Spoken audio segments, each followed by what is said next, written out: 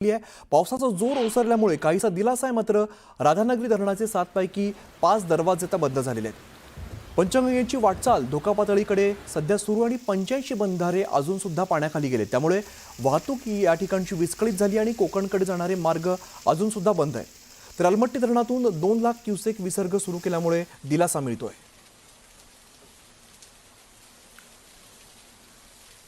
सध्या कोल्हापूरमधले आपण दृश्य बघतोय। पंचगंगा नदीने पात्र ओलांडत नदी बाहेर पडलेली आहे आणि शहराच्या बाजूला पाणी पसरायला सुरुवात झालेली आहे।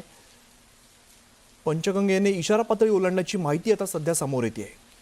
कोल्हापूरच्या नदी जी आहे ती पात्रातून बाहेर पडल्यामुळे अनेक रहिवासी भागामध्ये पाणी शिरण्याची शक्यता वर्तवली जाते। दरम्यान कोकणकडे जाणारे मार्ग जे आहेत ते सुद्धा आता बंद झालेले आहेत। ड्रोनची दृश्य आपण सध्या बघतोय। इशारा पातळी ओलांडल्यामुळे अनेक रहिवासी भागामध्ये पाणी जाण्याची शक्यता वर्तवली जाते। कोकणकडे जाणारे मार्ग सुद्धा अजून बंद आहेत, ते मार्ग सुरू झालेले नाहीयेत। अनेक गावांचा संपर्क तुटण्याची सुद्धा शक्यता वर्तवली जाते।